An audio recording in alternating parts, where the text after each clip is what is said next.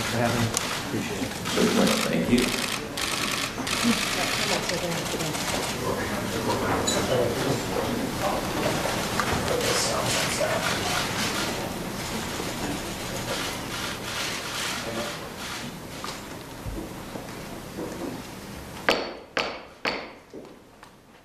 Good morning. I'll call to order this Senate Budget Committee hearing. Good morning and welcome to the Senate Budget Committee's hearing on the President's budget proposal for fiscal year 2019. This budget submission comes to us on the heels of a very busy first year for President Trump. I'm proud of all the hard work and leadership that went into passing the Tax Cuts and Jobs Act, a historic pro-growth tax bill that's already bringing investments back to America and boosting take-home pay for workers. With the President's new budget submission, I'm interested in learning how the administration proposes to build on this momentum and further strengthen our economy. One of my greatest concerns as a United States Senator is our country's national debt, a figure that's now eclipsed $20 trillion. To secure our economy long-term for future generations, we must tackle this growing problem. While lowering taxes is proving to bolster our economy, which will bring in new revenue, we must more closely examine the spending priorities and habits of the federal government. We have a spending problem in America, and so I look forward to hearing from our witness, which ways the administration believes we can use taxpayer dollars more efficiently. Today we have the opportunity to hear from Office of Management and Budget Director Mick Mulvaney.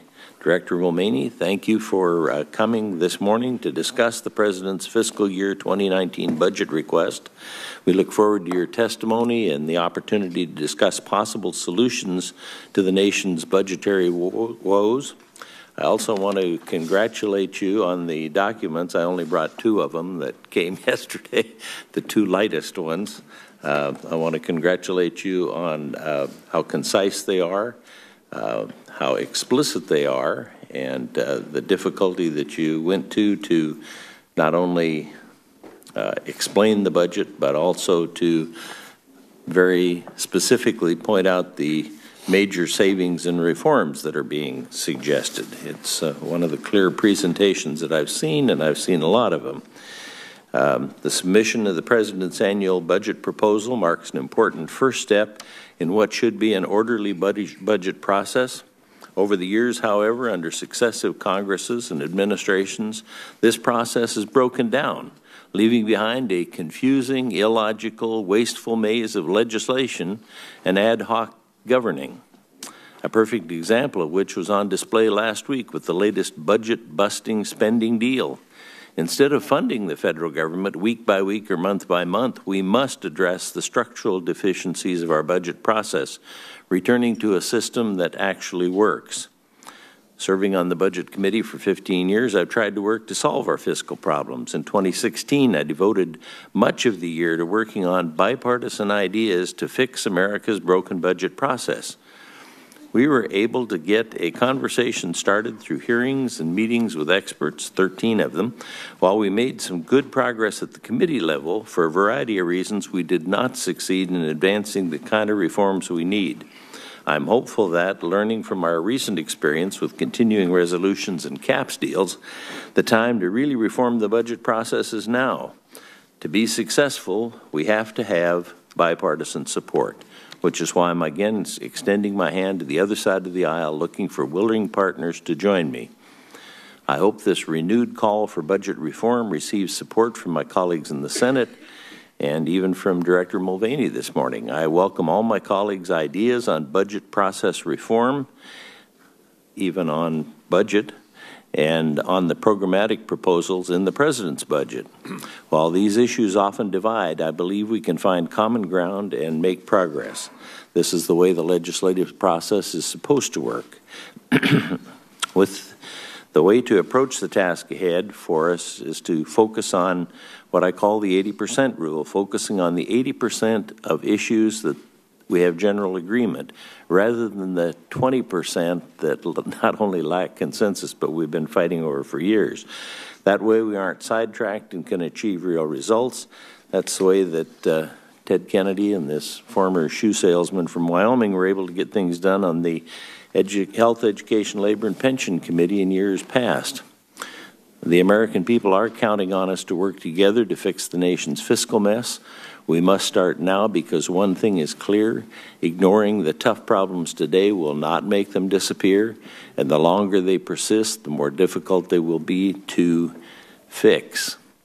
Every year we spend $4 trillion. I don't think anybody really knows how much that is, but it's a lot of money, and we try to spend that amount, make the decisions on spending that amount every year. We really don't make changes. We just increase for inflation and what I call the panic factor. Well, that's not quite true. We do make changes.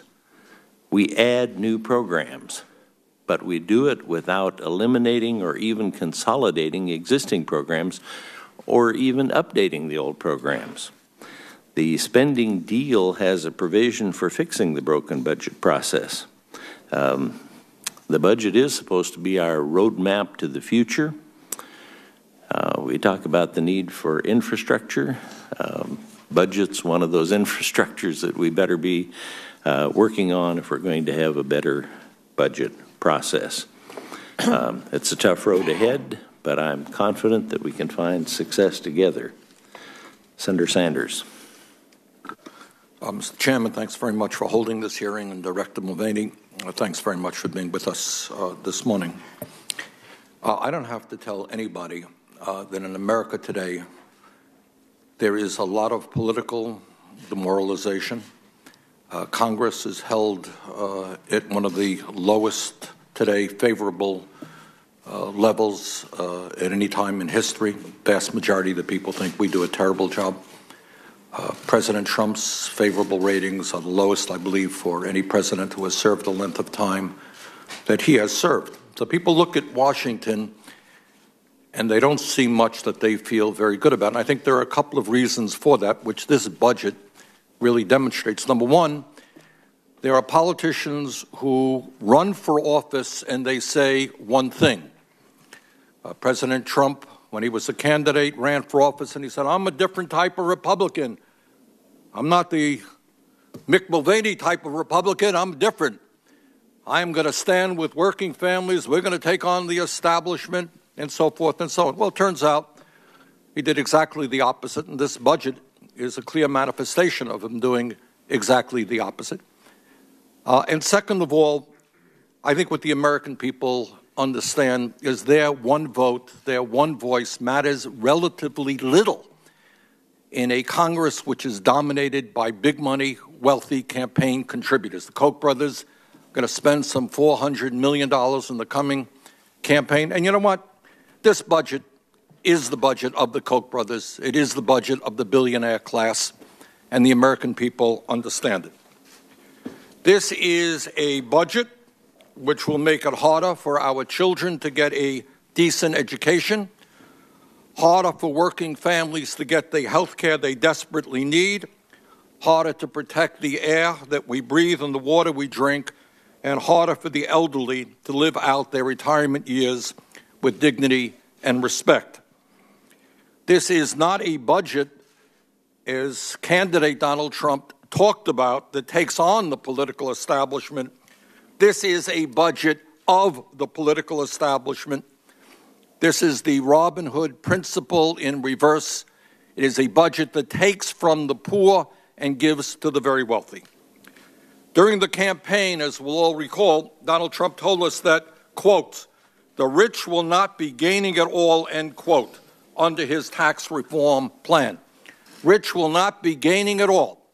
But as president, the tax reform legislation Trump signed into law a few weeks ago provides 83% of the benefits to the top 1%, raises taxes on millions of middle-class families, and drives up the deficit by $1.7 trillion by the end of the decade. And if you were wondering how President Trump plans to pay for his massive tax cuts to millionaires, billionaires, and large corporations, this budget answers that question for you. by breaking his campaign pledge not to cut Medicare, Medicaid, and Social Security. In fact, President Trump's budget would slash Medicaid by over $1.3 trillion, cut Medicare by over $500 billion, and reduce Social Security by nearly $25 billion. Mr. Chairman, as you know, Medicaid now pays for more than two-thirds of all nursing home care in our country.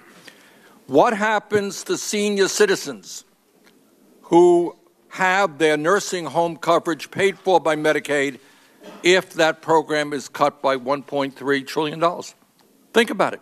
People now in nursing homes with Alzheimer's, serious illnesses, massive cuts. What happens to them? What happens to their families?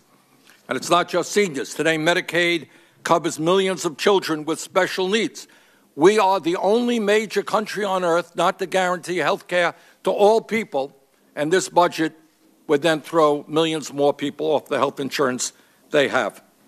We have an opioid epidemic that every person up here talks about every day. But when you slash Medicaid by $1 trillion, you make it infinitely harder for communities, cities, states to deal with this terrible crisis. During his campaign, Donald Trump told the American people that he was going to provide, and I quote, health insurance from everybody, end quote, with much lower deductibles. But President Trump's budget would throw an estimated 32 million people off the health care they currently have. 32 million people. And at the same time, it would substantially raise premiums for older Americans. Mr. Chairman, what this budget is about is a massive transfer of wealth from working families, the elderly, the children, the sick, and the poor, and the most vulnerable people in our country to the top 1% and large corporations.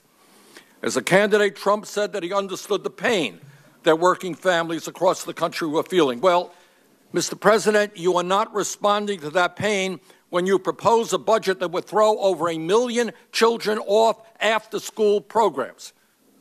You're not a champion of working families. You're not responding to pain when your budget would kick 500,000 families out of their homes by gutting affordable housing. We have a massive crisis in affordable housing from coast to coast.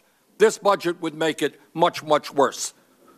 You don't help working families, Mr. President or Mr. Mulvaney, by throwing more than 100,000 children off of Head Start. We need to move to universal pre-K. Every family in America should know that their kids have good quality child care. You don't throw 100,000 children off of Head Start.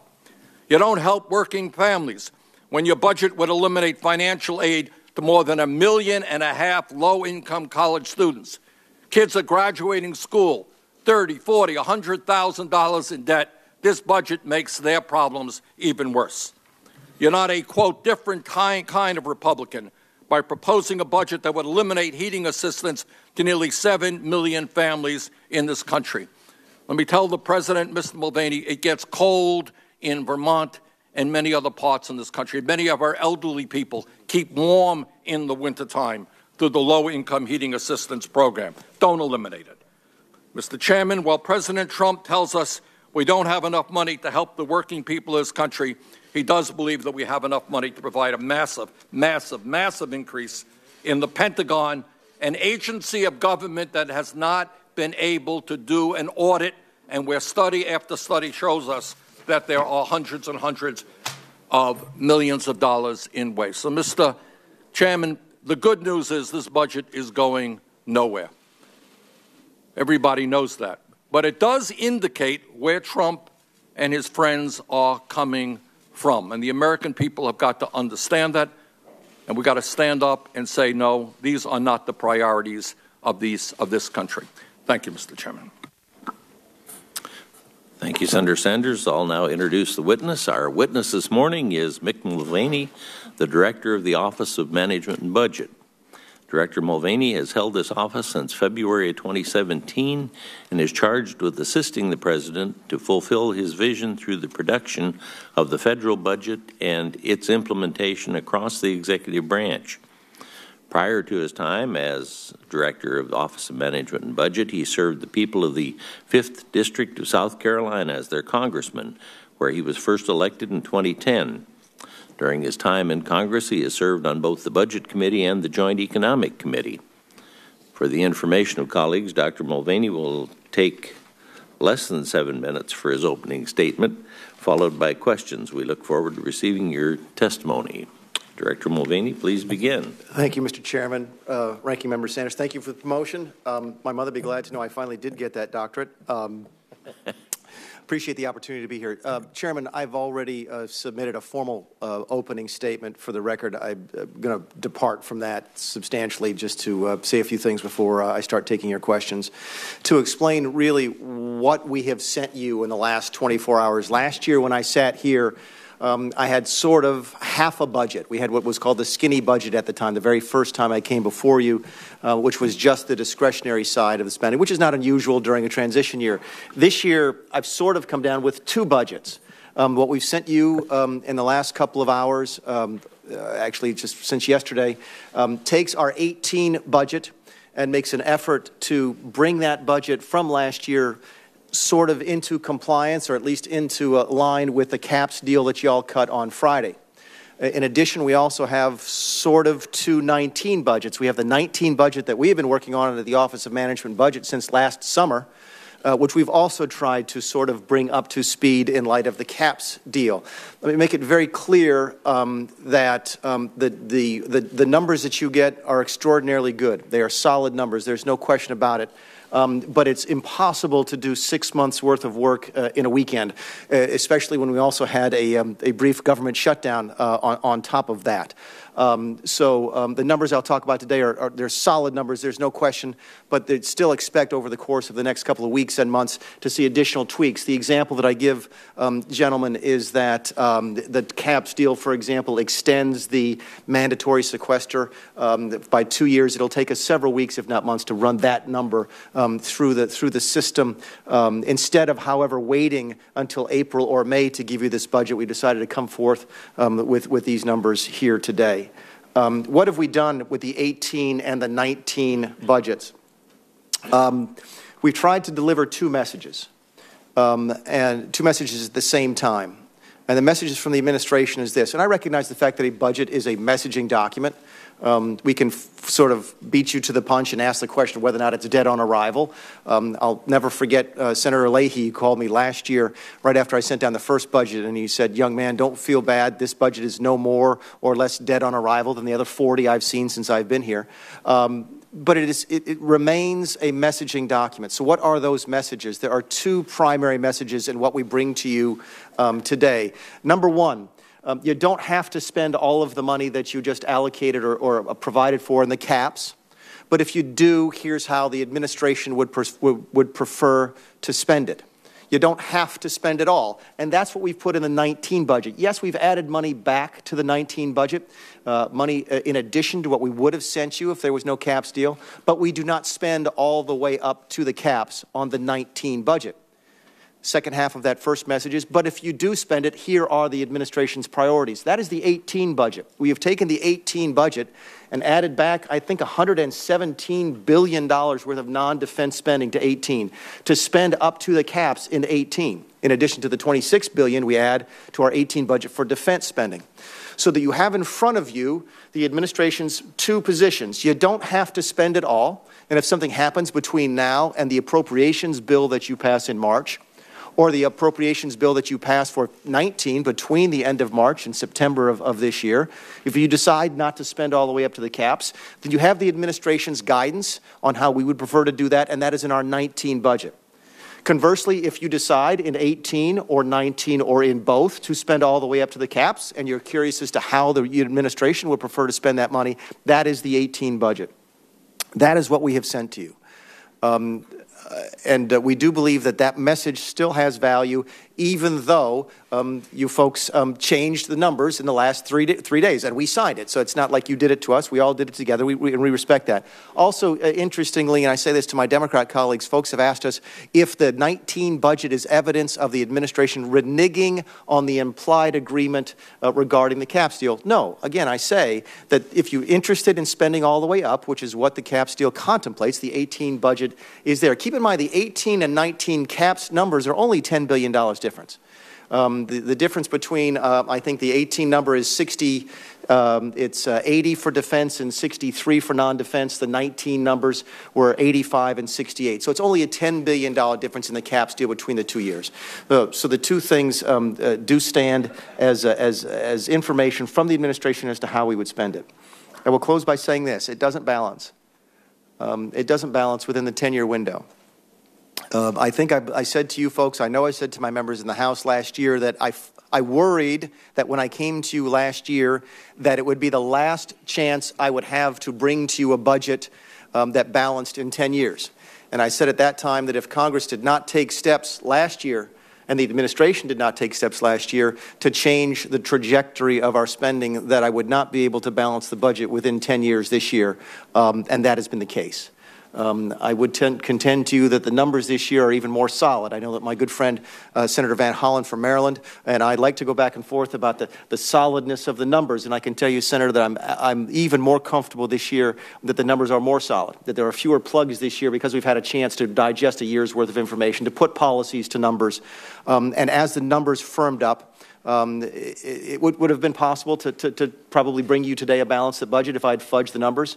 But I'd rather bring you numbers that are true and honest, that set forth a better picture of our fiscal condition than lie to you and tell you the budget would balance in 10 years. So it doesn't balance within the 10 years, and we talk about that today as well. Anyway, Mr. Chairman, I appreciate the opportunity to make an opening statement. I look forward to answering questions from the members of the committee. Thank you, Director. Now we'll turn to questions. Let me take a moment to explain again the process.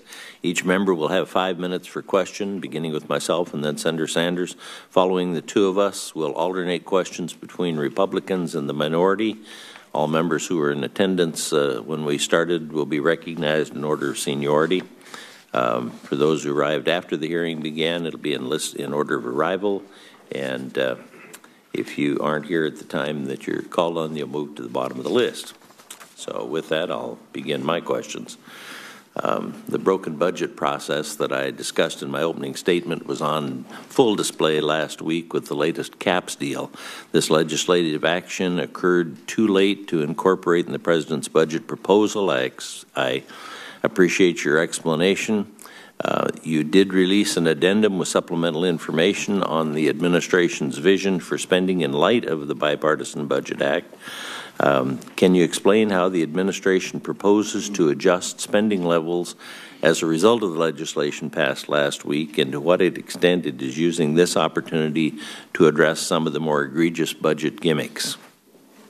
Thank you, Senator. I'll deal with the gimmicks separately. We took advantage of the caps deals, ladies and gentlemen, in both 18 and 19 to do a couple things. We moved a tremendous amount of money off of the OCO budget and into the base. We did that in both defense and non-defense.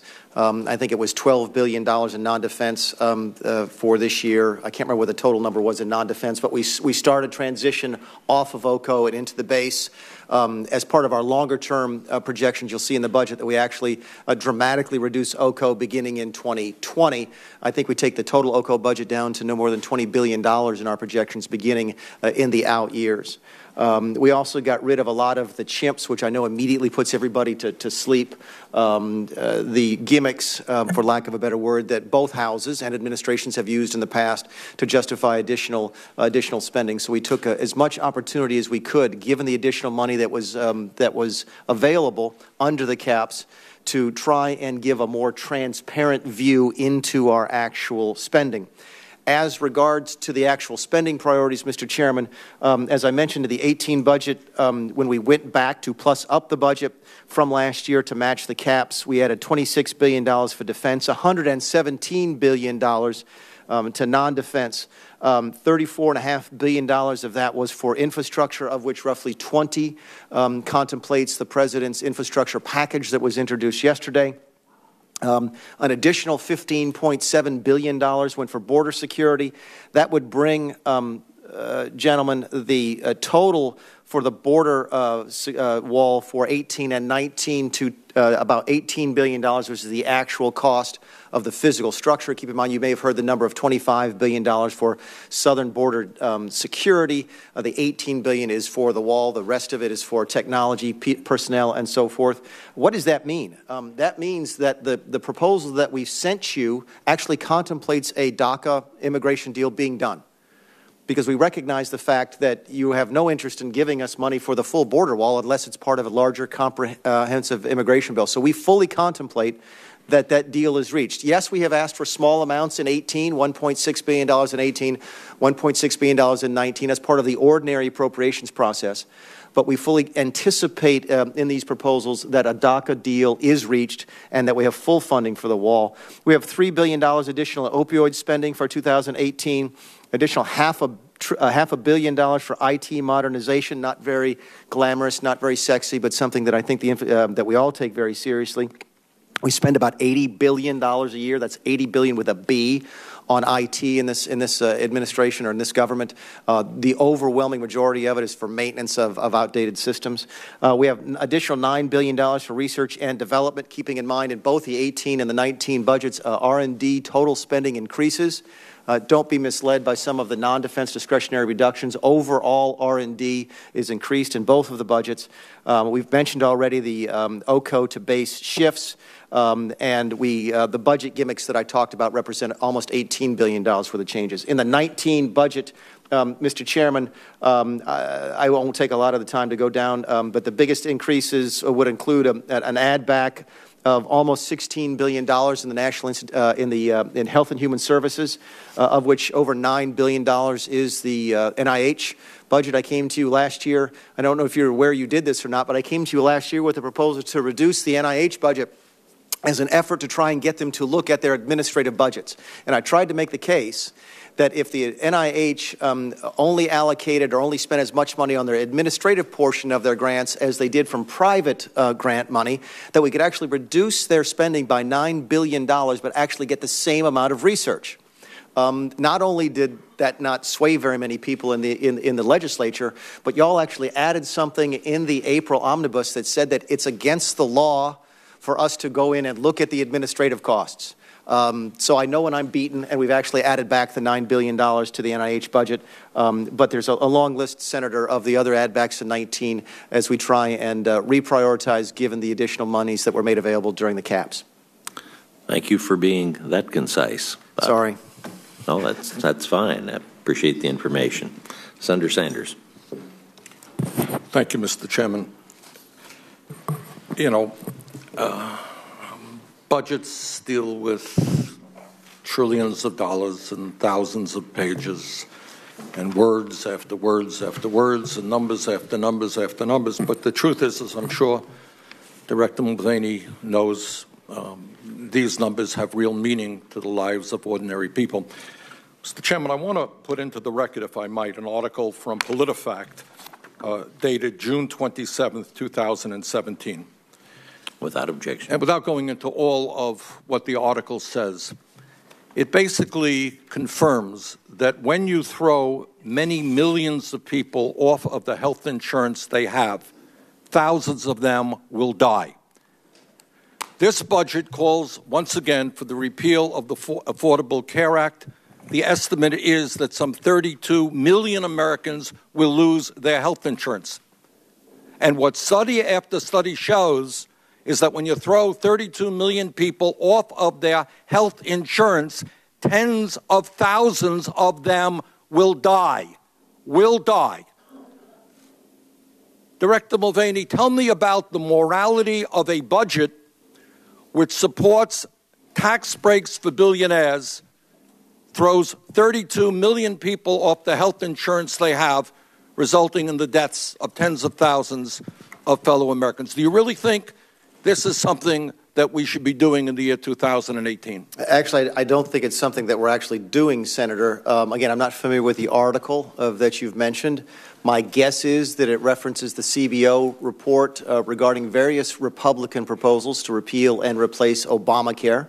I do remember one of the major points of contention regarding the way the CBO scored the proposals was that it would assume that several tens of millions of people would be, to use your terminology, kicked off of health insurance by the repeal of the individual mandate. And when we drilled down into that, Senator, what we found was that the CBO assumed that if we got rid of the individual mandate, that millions of people would voluntarily give up Medicaid expansion. Mr. Director, I apologize. We just don't have a whole lot of time. This is not the answer your question. No, go ahead. And I understand the individual mandate. This goes beyond. You're proposing a cut of over $1 trillion in Medicaid. And independent analyses have indicated, we can argue about, nobody knows for sure. Is it 25 million people going to be thrown off? 30 million? I don't know, to be honest with you. You don't know. But what we do know is when you throw tens of millions of people off, they will die. Some of them will die. Studies show that thousands of them will die. And I would just suggest that in the United States of America, the only major country not to guarantee health care to all people, we should not be making a very bad situation worse by throwing tens of millions of people off of health insurance. Let me ask you another question.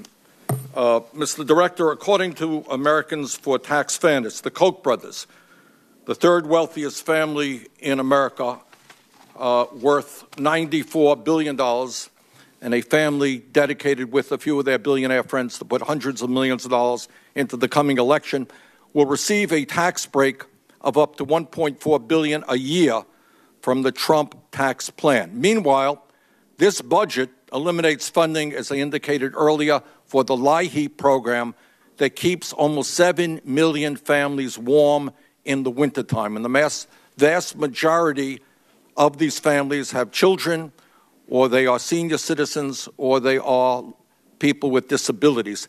Explain to me the morality of a process by which we give the third wealthiest family in America, a major contributor, I might add, to the Republican Party, over $1 billion a year in tax breaks, and yet we cut a program which keeps children and the elderly warm in the winter. Here's the morality of the LIHEAP proposal, Senator. 11,000 dead people got that benefit the last time the GAO looked at it. That's not moral. To take your money, to take my money, to take the money from the people that 11,000 people got it who shouldn't have. Correct that. But 7 million people get the program. To say that 11,000 out of 7 million, deal with that. I agree with you. All 50 states now have individual programs designed to prevent the cutoff of utilities either during the summer in the South or the winter in the North, which is exactly what the LIHEAP program was originally designed to do. Mulvaney, when it gets 20 below zero, I come from a state which tries to do its best. Vermont and other states around this country, including Wyoming, don't have the resources to keep people warm when it gets 20 below zero. You have just created a situation, not you, the president must take responsibility for this budget, created a situation where people will go cold, some may freeze to death, and that is not what we should be doing in America. Senator Grassley. In all my years in the United States Senate, I have never seen such positive results just because we passed a tax bill so soon. I've seen positive results down the road a ways, but not within a month of the passage of the bill. So I want you to know that I appreciate the administration's focus on maximizing economic growth as part of its first two budgets. We simply can't settle for the anemic growth of under 2% experienced under the last administration. The passage of the tax bill in December is a key component of this administration's effort to achieve annual average economic growth of about 3%, which is the average of the 50 years before 2008. We've already started to see the positive effects Many businesses have announced pay raises, employee bonuses, and increased investment in the U.S. Additionally, this month, employees are beginning to see bigger paychecks as less tax is withheld. So, you know, under reconciliation, we can only pass tax legislation for 10 years. So, Director Mulvaney, can you speak to the importance of tax permanence in achieving long-term sustainable growth envisioned in the President's budget? I can. Thank you, Senator. And in fact, we assume that for the largest portions of the tax bill. We assume that in our budget, even though the tax bill that passed ends the individual tax rate reduction after 5 years, we assume its permanence. In fact, you'll see that there's a variation between the CBO baseline for revenues over the course of the next 10 years and our budget. Fully $500 billion of that is associated with that extension. We don't extend some of the smaller tax reductions. I think there was some specific 1- and 2-year programs that are not extended. But under the proposals in this budget, the individual tax rates and the corporate tax rates would be permanent. I've heard the rule that the administration put out that for striking or implementing regulations, 2 have to be repealed. I've heard the President speak about hundreds of regulations being reduced. I would like to have you give me some data that will show the benefits of such, because maybe you're eliminating regulations that haven't been enforced for the last 20 years. What good does that do? I'm not bad-mouthing what the President's trying to accomplish here, because I think less regulations has had a great deal to do with increasing the economic growth. But can you put some quantifiable terms so we can see what this is doing to benefit the economy? I can do it a couple different ways. First of all, I want to thank Congress for taking up under the CRA revision, I think it was 15, 16, or 17 different regulations, and want to reinforce the fact that while the administration can take steps to undo regulations, it can be slow, it can be tedious, and it might not be permanent. When y'all take it up under the CRA, you make sure that no future administration ever makes a similar rule. So I want to thank you on behalf of the administration for the work you've undertaken there. The actual ratio that we've achieved, Senator, this year instead of 2 to 1 was 22 to 1 on major regulations. We had 22 major rules and regs revoked versus I think only 3 or 4 brand new ones total. The total number of rules, regulations, other limitations that were either withdrawn, made inactive, or delayed is approaching 1,600. The net present value benefit of that to the economy last year was $8 billion. And that will go forward now. So we really do believe, in fact, I think if you go back, you talked about economic growth, Senator, we actually saw increases in economic growth, improvements in economic growth before the tax bill was even actually fleshed out, let alone passed. And we absolutely believe that the work the administration and Congress did to roll back the regulatory burden had an immediate impact on the economic health of this country, and that is sustainable and structural. It's not stimulus. It's not a sugar high. It's something that fixes the economy long term. So it's something we look forward to continuing. The President continues to make it a priority for the administration, and we will continue to make it a priority as we move forward next year. I got 3 seconds left. I don't expect you to answer this question, but I want to make sure that you know it's important to me by, instead of putting it in an email to you. As you know, the Senate has been working to try to stabilize the durable medical equipment Medicare benefit. This benefit is important because it allows patients to remain in their homes, avoiding hospitalization. The Obama administration put in place a rule that applied competitive bidding rates to rural and other areas that were expressly excluded from the competitive bidding program. In some cases, these changes resulted in rates being below the cost suppliers incur for providing services and equipment. And I was encouraged in August last year when I saw that CMS sent an interim final rule to OMB that would mitigate these changes. However, this rule has been pending since then. So I want you to tell me in writing specific steps you're taking to make sure that the OMB reviews and releases that rule. Thank you. Thank you, Senator. Senator Stabenow. Thank you very much, Mr. Chairman, and welcome. First, I have to start, Director Mulvaney, and say, I can't believe here you go again on the Great Lakes.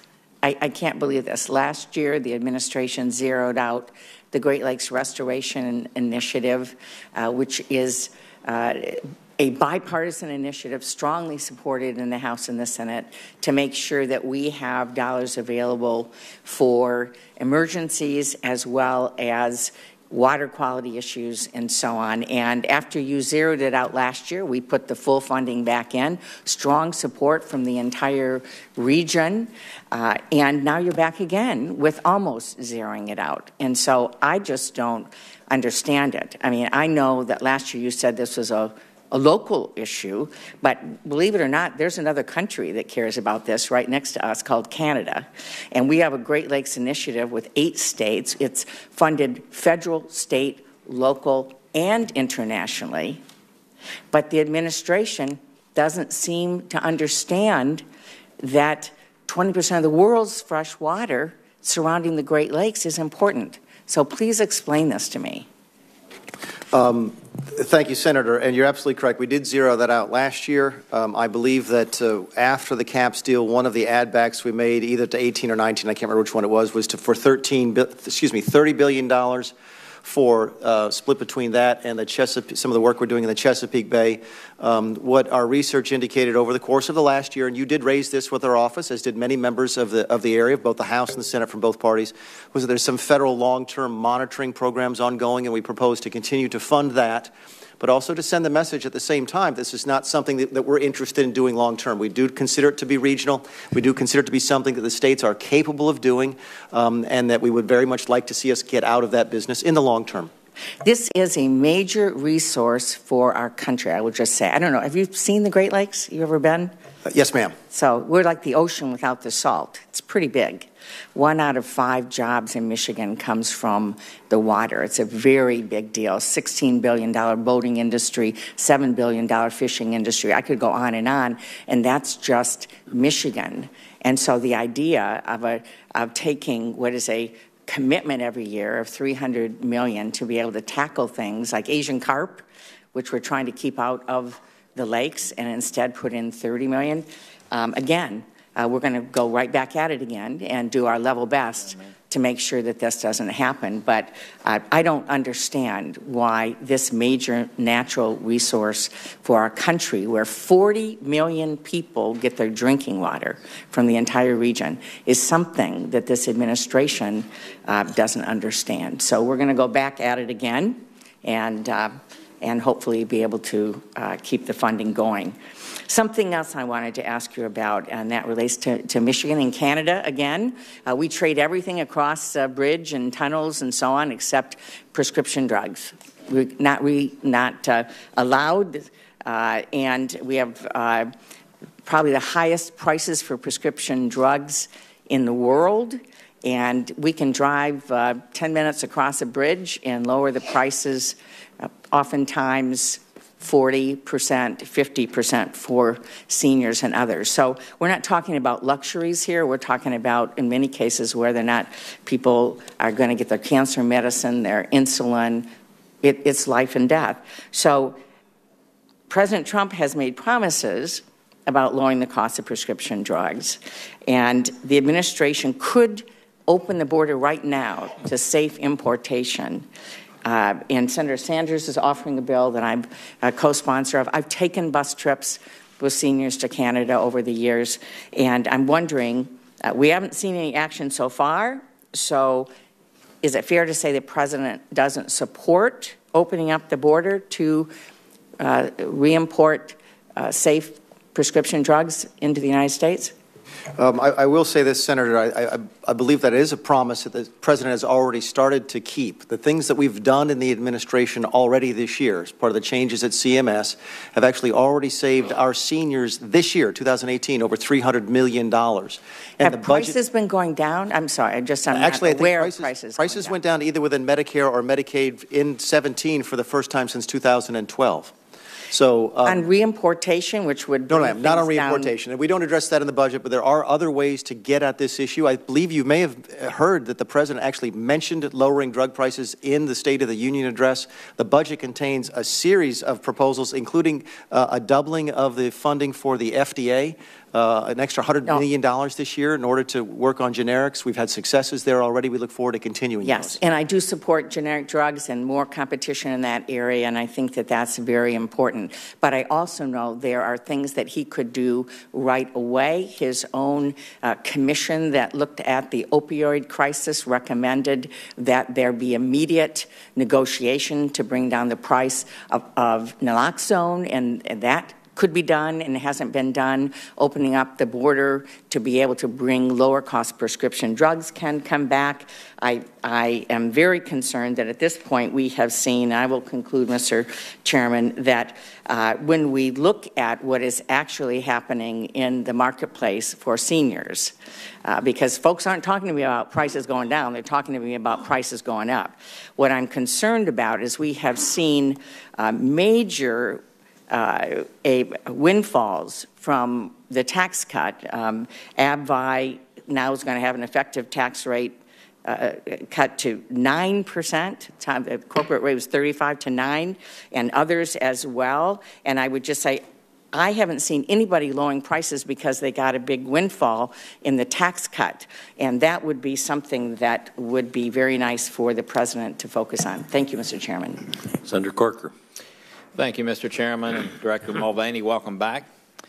I do want to applaud you for creating a more real budget. It seems that every year we have these fake budgets that balance in 10 years. It doesn't matter who the administration is or what side of the aisle they're on. We have these fictitious budgets that create imaginary things that are never going to occur, and you didn't do that. So I want to thank you for that. I know that you and I are of the same ilk. We care deeply about the deficits that our nation has. I know you were a strong proponent of balanced budgets when you were in the House, and now you're in this position.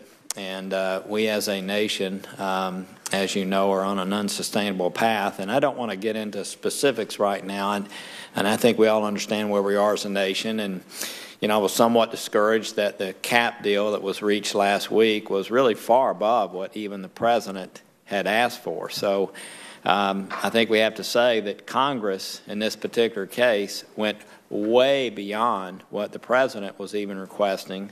As strong of a military supporter as he is, and I am, Congress went way beyond that, both on military spending and on non-military spending. So you've had to actually jack your budget up. So as people are giving you a hard time today about deficits, you actually requested less money, and at the last moment had to elevate everything to take into account what Congress on its own accord did to create even bigger deficits. And so what I'd like to ask you is, just philosophically, where do we go? I mean, by 2028, we're going to be at 91% debt to GDP. I know that our military leaders would tell us that our deficits are the greatest threat to our nation, not Russia, not ISIS, not the many things that we're dealing with in the Middle East and around the world, but our debt. I know that you care about that. So just philosophically, tell me where we go from here. Well, I think the budget gives some insight into that, Senator. Keep in mind, even though it doesn't balance within the 10-year window, this budget still represents a $3 trillion reduction in spending over the course of the 10-year window. That's the second largest reduction in proposed spending of any budget ever. The only one that's larger was the budget that we introduced last year. In fact, but for the caps deal, it probably would have been larger this year. That's a $1.7 trillion reduction of that $3 in mandatory spending. to the Senator Sanders' point, I would contend to you that we absolutely keep our promises. We do not take a look at or make any reforms to Social Security retirement. We do not take a look at or make any reforms to Medicare recipients, services that they get, but there are other monies that can be saved. We saved $1.7 trillion in mandatory spending here by doing it, looking at things like the way drugs are priced within Medicare. We do some tremendous, I think, new ideas on things like food stamps and the Farm Bill, other mandatory spending. There are some good ideas out there in this budget that the legislature could take up to get real long-term savings and that could make a dent in that GDP ratio. In fact, I think you see by the end of our budget, even though we don't balance, we're getting very close. And we do bend the curve down in terms of a GDP, debt per GDP. I think we're down below 1.5% debt to GDP by the end of this window. So that's a tremendous move in the right direction. And so over the longer term, I think most of us realize that with baby boomer generation, this is going to go on for some time. Over the longer term, based on the way you see Congress acting and you see the other pressures that we have to invest in things like infrastructure, you're actually more hopeful because it doesn't feel that way to me that we're heading in a hopeful direction as it relates to solving our nation's deficits. I consider myself to be an optimist.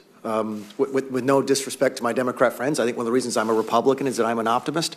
I will tell you, though, that there was a very interesting dynamic in going through the plussing up of the budgets. It's a lot more fun to spend money than it is to reduce. It's a lot harder to reduce spending in the long term than it is to spend.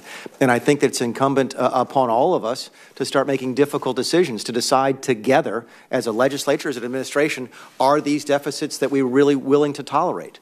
We aren't as an administration, which is why we have a budget that bends that curve down in the appropriate direction. And we hope that the legislature takes us up on some of the ideas that we offer this year. One last question. My time is expiring. There's a huge plus up in several areas. I mean, that take some of the agencies that are plussed up per this last cap deal, including the Pentagon, which I support making sure that our military has what it needs. But the plus up is so large that you could have a situation where people are just rushing to get contracts out the door to take advantage of the monies that are available that year. What are y'all doing to ensure that we don't end up doing multiple wasteful things in light of these massive plus-ups in 1 year? I'll give you one example. I think one thing the administration is extraordinarily proud of, in addition to increasing the spending of the Defense Department, for the first time ever, as of September, the DOD now tells us they are ready to be audited. We are starting that process. In fact, we've already seen the first fruits of that. You saw a report last week about the Pentagon's inability to track about $800 million. That's a good thing, because that was something that we've been able to expose, and now we'll be able to fix. So we absolutely take that risk seriously and hope to be able to do better with it now that we've made some improvements. Thank you, Mr. Chairman. Senator Whitehouse. Thank you, Chairman. I share Senator Corker's frustrations with where we are, and I think you, Mr. Chairman, have expressed similar frustrations. We have a ridiculous budget process, and as a result of that, we end up with ridiculous budgets. This budget is going no place. We all know that. It was cooked up in the laboratories of the Koch brothers and a bunch of other creepy billionaires who want to remake America in Ayn Rand's image. It is cooked up in the laboratories of polluters who want absolutely no regulation so they can despoil at will. It includes over $1 trillion in Medicaid cuts that are clearly going no place. It is completely out of step with the funding bill that the president just signed and touted. It's off by $58 billion just from the non-defense discretionary part of the funding bill that the president just signed. It knocks down HHS with a 21% cut, as opposed to the funding bill that we just passed, which has $6 billion in opioid fundings that I think Americans desperately need. The funding bill we just passed added $20 billion in infrastructure-related investments. This cuts it by $40 billion for a $60 billion delta going the wrong way on infrastructure. And part of the reason that these silly things are in here is because the process is so silly. It is completely partisan, which is why it ends up cooked up in extremist laboratories. And it's unrelated to the funding process because of its failures. We have a budget process over here that ends up producing nothing.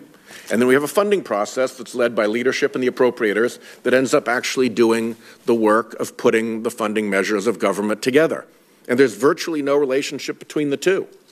The budget is like a firework that goes off with a big bang and everybody pays attention to it because it's noisy and bright, and it has zero effect on the people who actually make the decisions year in and year out on funding the government. And I think it's a shame. And I think the signals that this is wrong are, first of all, that there's no bipartisanship whatsoever. That's been a problem for a long time.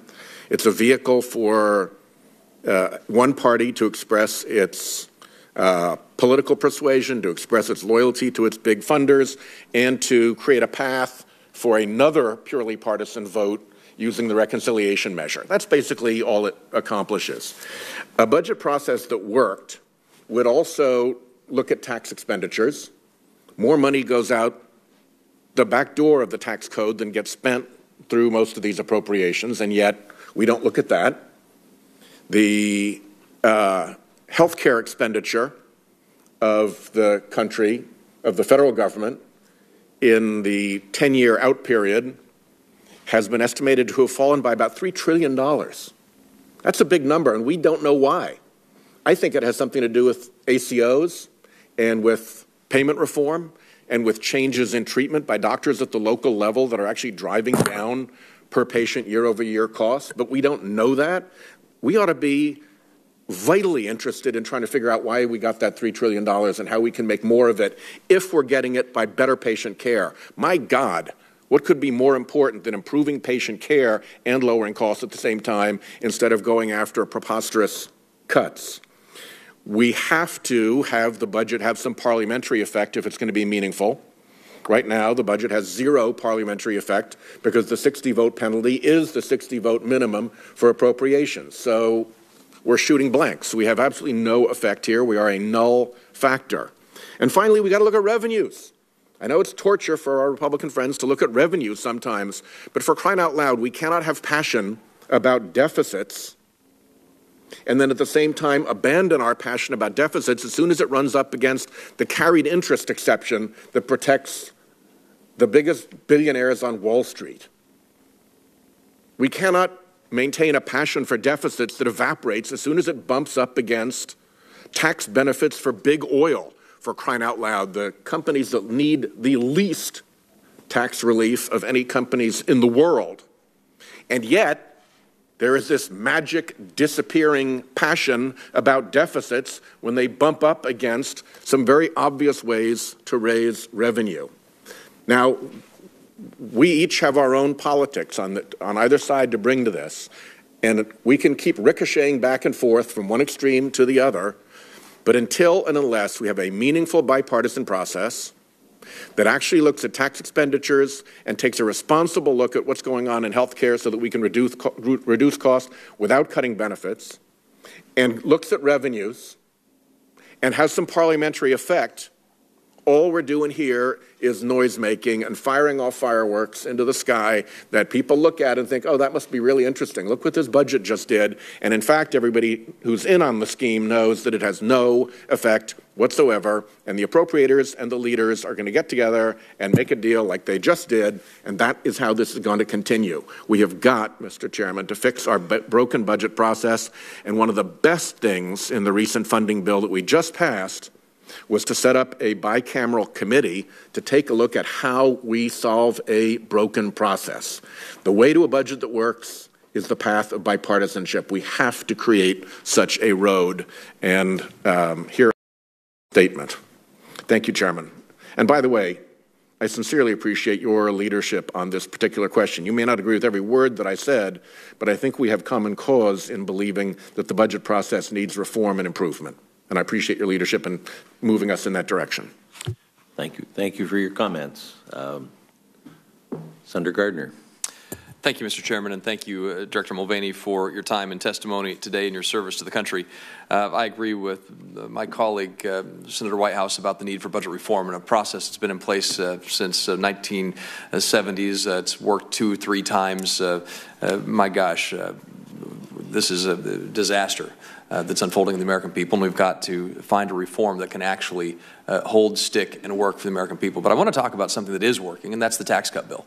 And I think today some more crumbs were announced for the American people. $1,500 in bonuses from a developer in Maryland. MetLife increasing minimum wages, bonuses, benefit packages around the country are increasing. And I think this is important to talk about. The fact that people are earning more dollars, their wages are going up, benefit packages are increasing. I think our colleague from Vermont talked about utility rates. We've seen now people we've seen utilities reducing their utility rates because of the tax cut bill. Director Mulvaney, what happens when people earn more money from a revenue standpoint?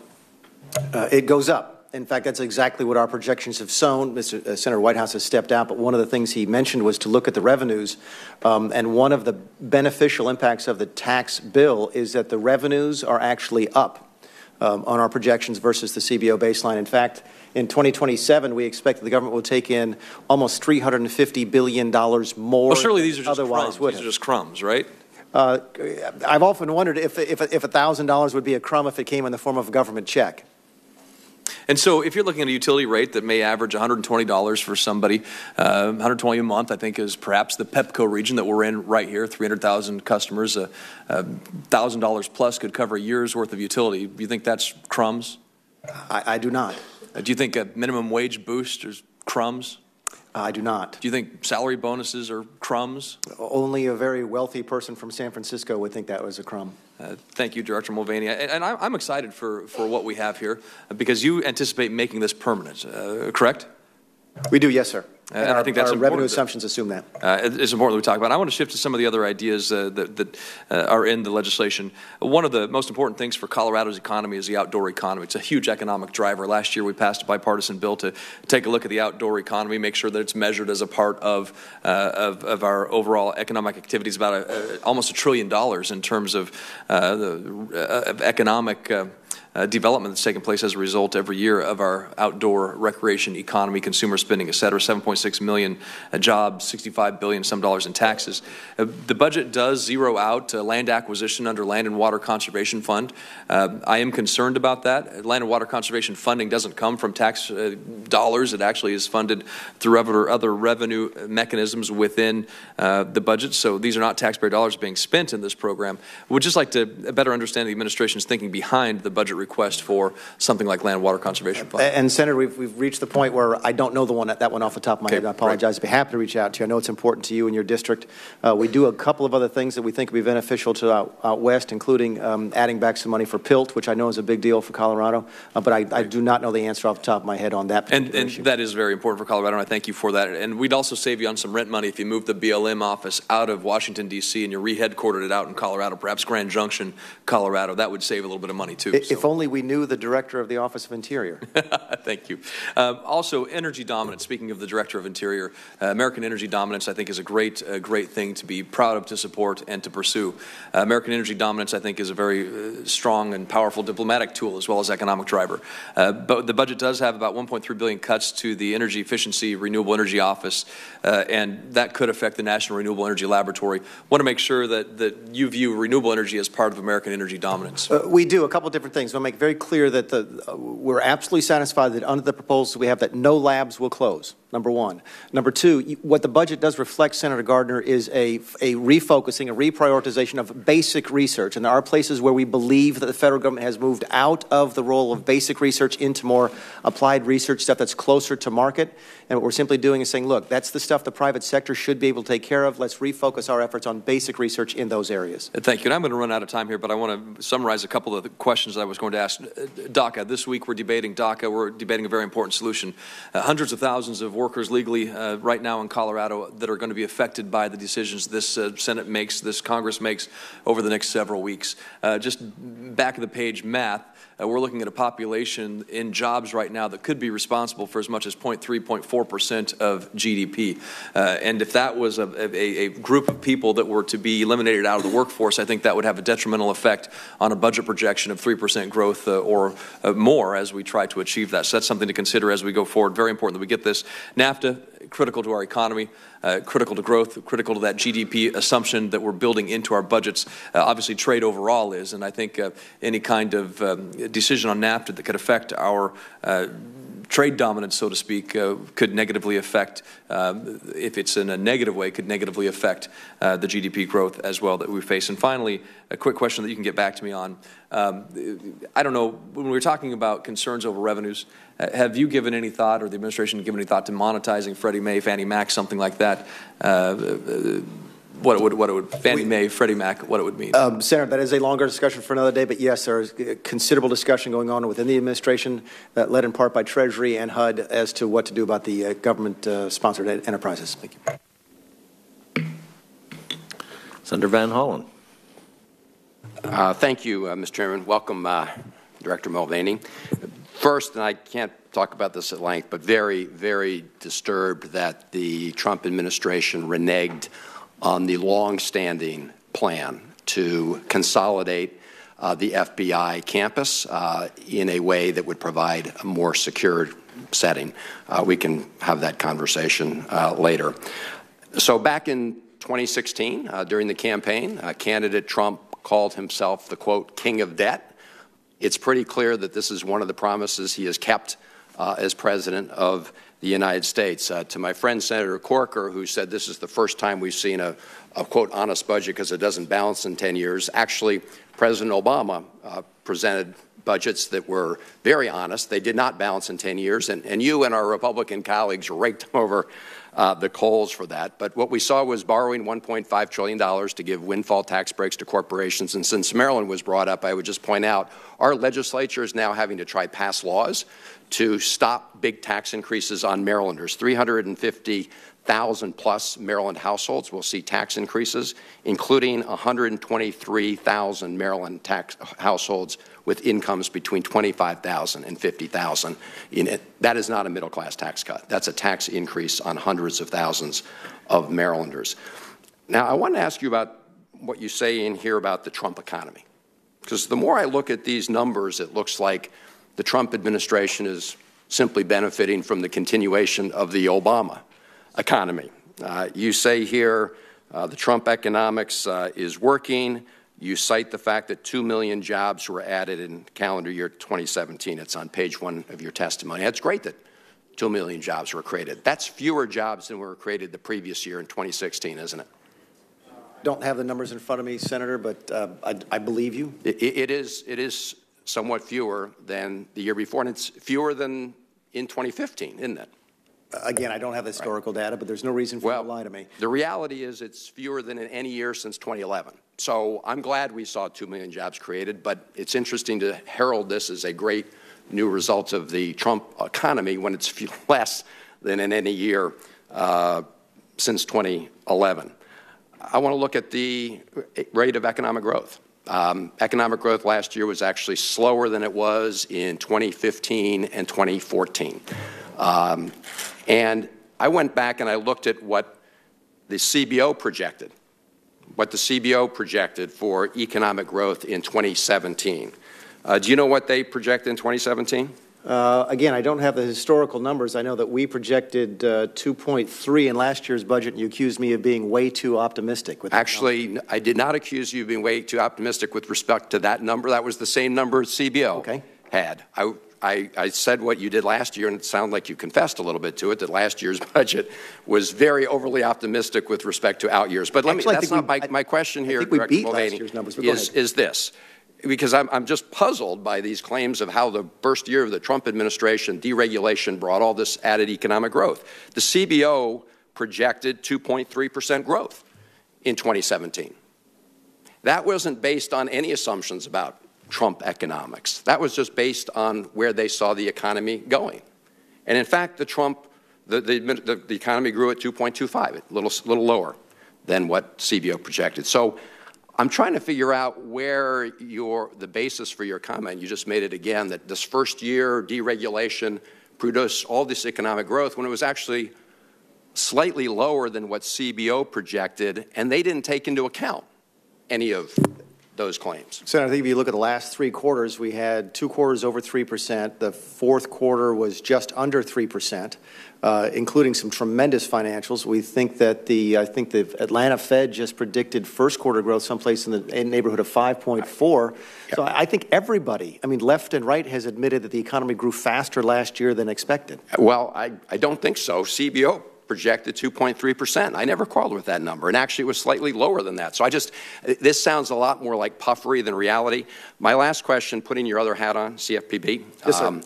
As you know, your predecessor at CFPB filed a lawsuit against some scam artists in the payday lending area. One of them was Golden Valley, which charged like 950% interest rates. I mean, this is higher than mafia loan sharks. It's reported that you dropped that lawsuit, and the spokesperson for CFPB on the first said that you were not part of the decision and then said you were. Simple question. Were you part of the decision to drop the case against Golden Valley? Yes, sir. Okay, I'll follow up with that. I think it's an outrageous decision and an anti-consumer decision. Fair amount. Keep in mind, Senator, because you and I are always very candid with each other, there is an ongoing investigation into Golden Valley, so it'd be unlikely I'd be able to answer many of your questions other than the one you've just asked. Well, it sounds like you dropped the lawsuit. We dropped. Again, I will, let me be very clear in my wording, because I have the lawyer sitting here behind me, that there is an ongoing investigation against Golden Valley, and for that reason, it's not appropriate for me to comment on that work. I can't answer the specific question that you asked me. All right. Thank you, Mr. Chairman. Follow up. Senator Bozeman. Thank you, Mr. Chairman. Thank you for being here today, and we appreciate all of your hard work. The administration budget projects the debt to GDP ratio will begin to decline in 2023 and ultimately reduce below pre-recession levels over the 25-year horizon. Presumably, economic growth plays a role in this change of trajectory as well as restraining spending. Can you explain some of the key policies that Congress should consider in order to put our country back on a fiscally sustainable path? And then also, what is a healthy debt to GDP ratio, your all's estimation? Yeah. I'll deal with the second question first. I think a lot of the academic literature would suggest to you that 80% really is sort of that danger zone. So if we can keep it below that, that would be great. I'd love to see it below 60, which is back below, I think, below the pre-recession numbers. But we have too much now, I think, is the short answer to your question. Regarding the policies that we would encourage the Congress to consider, on the revenue side, Senator, you may not have been here earlier when we mentioned that this budget assumes that the individual tax rates, which expire, the reductions that expire 5 years into the current window, we assume those to be permanent.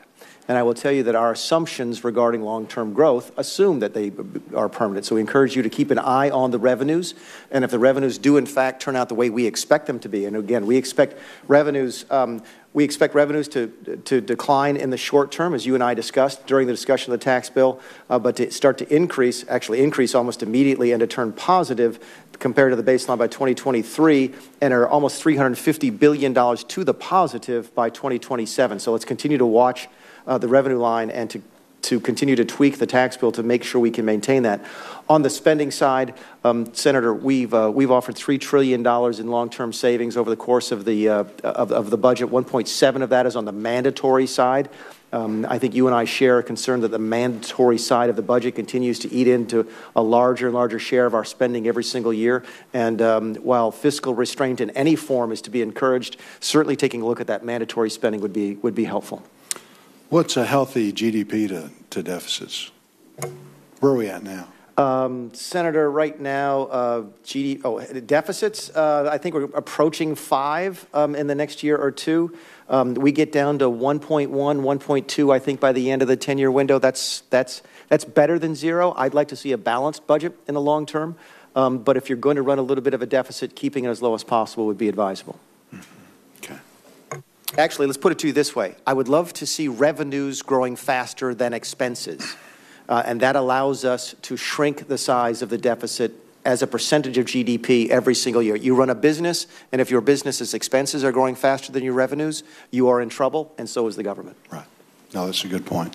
Tell me, we're in the process now of the DACA voting and things, trying to get that sorted out. One of the things that's very important to the President, very important to myself and so many others, is securing the border. We'd like to make it such that we have a significant amount of money going that way, because it's going to take that. How do we do that in a way that we can get some money up front and yet protect that money into the future, but also, very importantly, making sure that we have the oversight that we need going forward? The good news, Senator, is that as we sat down to look at the CAPS deal that was just signed, it does provide considerable additional funding, and we actually take a big chunk of that and put that towards border security, and including the wall. In fact, I think you may have heard me say earlier that our budget assumes a DACA deal. It assumes an immigration agreement is reached. We want one to be reached. We'll make that very clear on behalf of the administration. And for that reason, we actually explicitly assume that a deal is reached and that the money for the wall is set aside. One of the early proposals that we've sent down for you all to consider is to set up a trust fund so that while we have the money available, with the caps being increased this year and next, that we set aside that money in that trust fund so that we don't have a situation like we had in 2006, where border security was authorized but was never appropriated.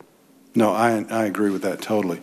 And again, as far as the oversight, how do you oversee the trust fund? What would be your proposal to? I don't know if we've gotten to the details yet on how to do that, Senator. All I can offer you is the examples that we've brought to some of the other agencies. I mentioned earlier that we've finally been able to bring the Defense Department to an auditable position after many years of trying. And I'll give several administrations credit for doing that, but it was finished in September of this year. We would encourage at least that same level of oversight, if not more, on that trust. I think it's really important. We don't want the border wall to be the new CFPB. I absolutely agree with that, Senator. I think one of the risks that you run if you put it in the ordinary appropriations is not only that it's not spent, but that it's misspent in order to get that appropriation out the door that year, as opposed to taking a longer-term view that you might be able to take with a trust fund. No, I agree, and that's why we need to be creative and create some sort of a hybrid to make sure that both of those are accomplished, with the money being there, but also with the good oversight that it's going to require. Absolutely agree. Thank you. Senator Merkley. Thank you, Mr. Chairman. So we have cuts in this budget. Just can take 4 line items: health and Medicare and higher ed and food, that is SNAP, and there's $1.5 trillion right there. So, big outline for America. Let's give $1.5 trillion in tax bill to the wealthiest Americans and proceed to cut our health, our commitment to our seniors on health as well, cut the affordability of college, because, the rich are okay. They can pay their college. Don't worry about the rest of Americans. And by the way, the hungry in America, too bad. Let those children go hungry. They're from poor families. They don't matter. What kind of a message does this send about this administration that said they're going to work for working families, going to address the challenges of living wage jobs and health and education? And right here, health and education get hit enormously, the foundations for families to thrive. Or we can take some other, there's more cuts than that. How about the $3.4 billion to heating and the offset of a tax cut to Wells Fargo of the same amount? What's more important, Mr. Director? The heating program or the tax cut to Wells Fargo, which has defrauded so many hundreds of thousands of people across this country? Which one's more important to you? Actually, Senator, I'm familiar with the $3.39 billion in LIHEAP. I think I addressed that earlier with Senator Sanders. I'm happy to review it if you like. I'm not at all familiar. I'm just asking which one's more important to you, the cut to heating or the tax cut to Wells Fargo, which has defrauded so many people? Senator, I'd have to challenge the... Yeah, I've noticed you never answer questions from Democrats, so I'm not expecting you to answer, but I thought I'd give you the chance. Or how about the $4.3 billion cut to rental assistance? We have people living on the streets and the cloverleafs and the underpasses all across America because the cost of housing over the last 4 decades has gone up enormously compared to living wage. But you want to do a $4.3 billion cut in rental assistance while giving $6 billion to ExxonMobil. Which is more important to you? Actually, people having housing or $6 billion ExxonMobil? Which one? One of the things I mentioned during my opening It's a choice of the two. You can answer one way or the other. I think the public would like to know. It is, but I don't like to answer loaded questions that are simply rhetorical and may not be correct. I'm not even sure that $4.3 billion number is right. That is the amount in your budget, and you should be aware of that when you testify here. Let's turn to something about the after-school programs, the STEM programs, our ability to undertake high-tech advancements in our economy. You've got about $1 billion to $1.4 billion to the Koch brothers, and $1.2 billion reduction in after-school STEM programs. Which is more important, educating our children or more money for the Koch brothers? And again, I can't even see that part of your. Do you think the Koch brothers consider it a good investment that they say they'll spend $400 million in the next election, and then they get you to give them a $1.4 billion reduction in their taxes? Again, that's pretty good investment for the Koch brothers? Yeah, I have no clue where that $1.4 billion range comes from, or if it's accurate. Or how about Chevron getting $2 billion while you cut development assistance by $2.8 billion? Everything we see in this budget is about help to the powerful and an assault on working Americans. And I hear a whole lot of bragging about, we're going to help lower income Americans with a tax cut, but you put a provision into the tax bill that will wipe out health care for 13 million people and raise health premiums more than 10% next year for the rest. That in itself wipes out any gains from the tax bill. I'm really disappointed to see that the philosophy this administration ran on of fighting for ordinary Americans became just, this is an administration by and for the powerful and about undermining the opportunity for ordinary families to thrive. Now let's turn to your other role. You seem to take great pleasure in having wiped out the payday loan rule and allow interest rates of 500 to 1,000%, far more than the mafia ever charged. Why is that a good thing for America? Senator, I think it's inaccurate to say that we've wiped out the payday rule. We've simply given notice that we're going to take additional comments on additional rulemaking. Did you or did you not suspend implementation of the payday rule? Again, we gave notice that the payday rule, as far as I know, is still in effect. We've simply given notice that we are going to take additional comment for additional rulemaking. You delayed it. You can call it whatever you want, but you prevented it from going into effect.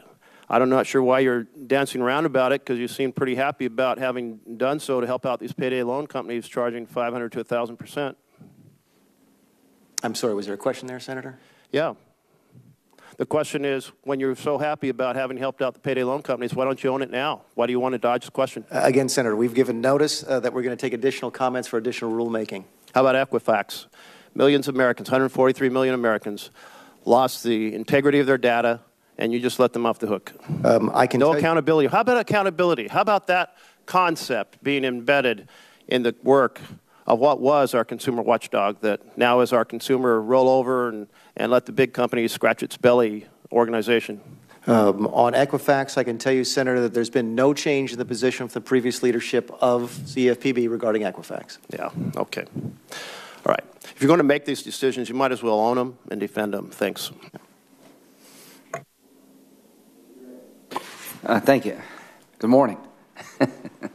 About priorities, I want to thank you and the President for negotiating a budget agreement that gives long overdue relief to the military on behalf of the men and women who have been serving, who've been asked to do a lot with a little bit.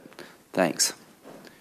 I just cannot tell you how important it is that we set aside the sequestration cuts for the next 2 years and rebuild our military, and I want to thank you and the President. That was great leadership.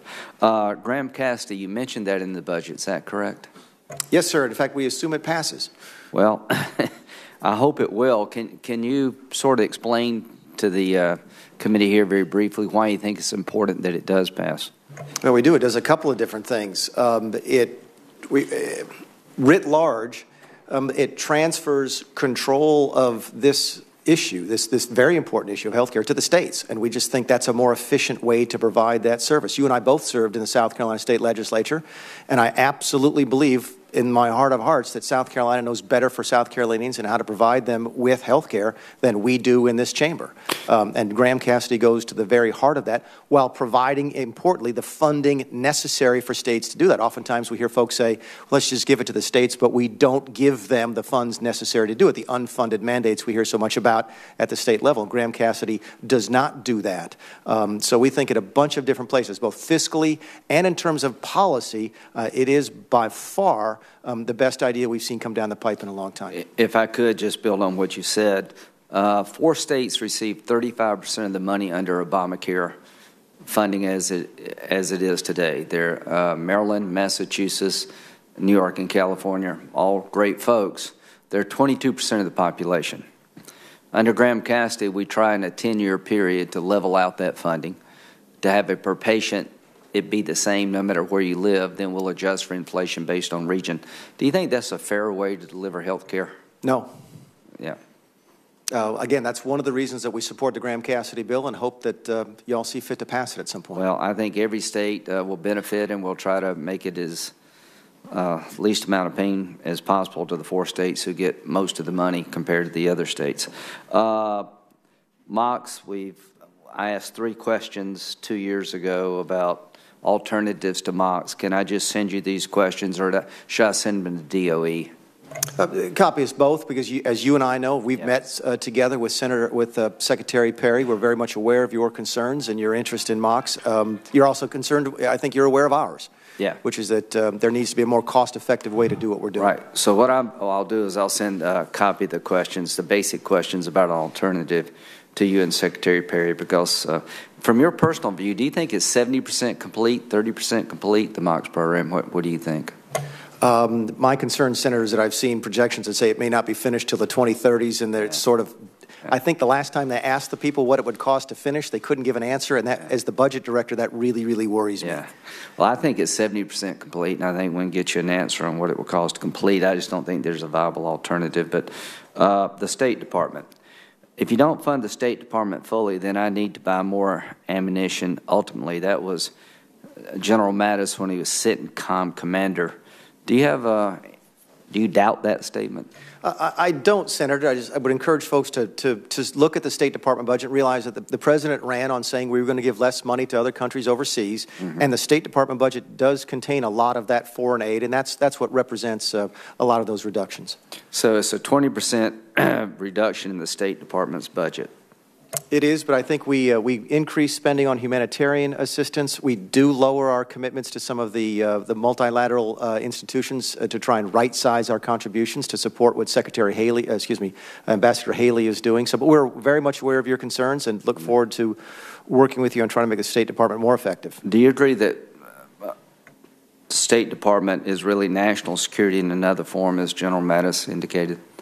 What did they say, that war is just diplomacy by other means? So yes, sir, the two are intricately entwined. So I will look forward to working with you to make sure that we do not take off the table diplomatic options, not only to prevent war, to make sure that the gains on the battlefield are not lost. And I think, again, General Mattis said it better than I could ever say, that this is a steep cut in the State Department that will lead to instability, put our people at risk or serving overseas, and I look forward to working with you.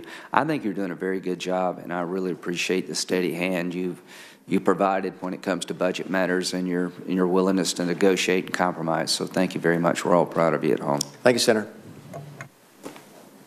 I wish I got back there more often. Senator Murray. Thank you, Chairman Enzi. Now, before I turn to Director Mulvaney, I do want to comment on the new Joint Select Committee on Budget and Appropriations process that was included in the budget caps deal. I expect we'll be hearing a lot about that in the coming months, and I just want to make my views very clear. Republicans spent 2017 hijacking the budget process for 2 things. First of all, a partisan attempt to take health care away from millions of families, which thankfully crashed and burned. And second, jamming through the massive tax cut for the wealthiest Americans and a permanent tax cut for the biggest corporations, without even trying to work with Democrats on ways we could help the middle class. Now, in 2018, things have been a little different. Republicans came to the table and worked with us on a 2-year budget deal that increased investments in education and health care and child care and other domestic and military priorities. Now, finally, the Appropriations Committee has clarity and we are able to get to work and pass our bills by the March deadline. So, with all due respect to Chairman Enzi and my House and Senate Republican colleagues, we don't need a new select committee to tell us what the problem is. It's pretty obvious. This budget committee has been unable or unwilling to do its job. So we had to lurch into one crisis and then another before the rest of Congress could come together and clean up a mess. I'm hoping we can do our jobs on the Appropriations Committee, and I continue to hope that this committee can do its job and not rely on new select committees that are intended to pass the buck instead of making the tough calls. And I just wanted to make that clear. Director Mulvaney, if this were a normal budget hearing, I would start off by commenting that budgets are statements of values and priorities, and I would dig into the various proposals, what they said about what kind of country we were, what kind of country we wanted to be. If this were a normal budget committee, I would point out that the so-called immigration proposals it includes are wasteful, divisive. I'd point out that it is widely misguided and simply wrong to ask low-income families and the workers who need a hand up to bear the brunt of massive cuts while trillions are being spent on tax cuts for the rich and while austerity flies out the window when it comes to the military. If this were a normal budget committee hearing, I would point out how absurd it is to cut $200 billion in financial aid for college while students are struggling to afford college and keep their heads above water. And I'd point out serious concern about this administration's request for veterans care. You know, at this normal budget committee, I may even praise some of the attention that's finally being paid to tackling the opioid crisis. But Director Mulvaney, this is anything but a normal budget and budget committee hearing. President Trump just signed a 2-year budget agreement into law that makes this request irrelevant. Democrats and Republicans have ignored President Trump's budget request before in the interest of trying to get something done, and this one will be no different. So it seems this budget proposal is only good for one thing, reminding people across the country that President Trump cares more about giving tax cuts to the wealthiest Americans and biggest corporations than he does about investing in health care and education and child care and middle-class priorities. So, Director Mulvaney, for years I've heard you rail against deficit spending. You called yourself a deficit hawk. You claimed to take our debt very seriously. You called for balanced budget amendments. You said our debt is, quote, so large as to defy description. Well, the debt's only grown since. The deficit has increased under this administration, approaching $1 trillion this year and next. And it can't, quote, defy description because you describe it in the pages of this budget proposal. And don't even try to hold yourself to the standard you held President Obama to when you were a member of Congress. So I was prepared to come here today and call you out on the hypocrisy, but then I heard you on Sunday that if you were in Congress, you would have voted against the budget legislation that President Trump just signed. So I wanted to give you a chance today to step back from the hypocrisy. If you were in Congress, would you have voted for this budget that you're presenting? Sure, and I give the same answer I gave on Sunday, which is that as a member of Congress representing the 5th District of South Carolina, I probably would have found enough shortcomings in this to vote against it, as did many members of this committee. But I'm the director of the Office of Management and Budget, and my job is to try and fund the president's priorities, which is exactly what we did. So you would say this is a no-us member of Congress? Yeah, I think I've said that before. Okay. I don't think that reflects on my opinion of it as a member of the administration. Okay. Well, let me ask you one more question. I'm just trying to give an honest question to an honest answer, Senator. I appreciate it. Republicans have busted our budget with trillions in tax cuts for the rich, and this budget starts asking the middle class to actually pay for that. You have said before that you would like to cut Social Security and Medicare. Can you commit to me today that you will not be asking for a penny of cuts to benefits from either of these critical programs in future budgets to pay for the president's tax cuts. And that's exactly what this budget reflects. The proposals that you see that touch on Social Security do not deal with old age retirement benefits, do not deal with core Social Security, as we discussed last year. We try to address some reforms within Social Security disability insurance. What do you propose? I think, well, in Medicare, for example, let's talk about Medicare, because that was the other thing you asked. We do not propose any changes to any benefits, any services to beneficiaries. We try to focus on lowering drug prices within Medicare. The number I've heard, by the way, a couple times today and in the press is that we propose to cut Medicare by $500 billion, $500 billion. That's just not right. The number is $236 billion, and most of that is tied up in drug reforms and some other proposals. For example, Senator Bryan, thank you for the time to do this, but I don't know if you know this or not, but your Medicare money that you pay in FICA that goes into the Medicare Trust Fund actually goes to pay for graduate medical school tuition. It goes to pay for bad debts from non-Medicare patients at hospitals. And we propose to move that. Are you eliminating that? We do actually move that onto another part of the budget so that we actually still pay those, but we don't pay them out of the trust fund. And a lot of folks have said, well, that's a cut to Medicare. No, it's not. It's actually improving the Medicare Trust Fund, and I think the proposals... somewhere else where you can cut it. Okay, yeah. I got it, and we're out of time. Thanks. Thank you. Thank you. Senator Kennedy. Mr. Director, I'm over here. You're on my right. I know that, Senator Kennedy. Yes, sir. So. It's the correct place to be. That's right. This is America. We all are entitled to our opinion, but I think you're doing a great job. Thank you, sir. I know you to be a fiscal conservative. I think you share my I don't know, concern, disbelief, curiosity. I don't understand why taking care of our generation requires robbing the next generation. I want to thank you in your budget for emphasizing our need to do something about improper payments. As you know better than I do, we've got $144 billion of improper payments being made every year. And we're not going to stop all of them. But if we can stop 20%, that's $30 billion.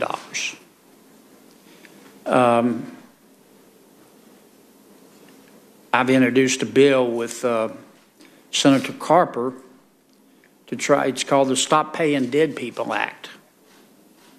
And I mean, I was just amazed. You can't make this stuff up. We've got a death file at Social Security, but Social Security won't share it with its sister agencies.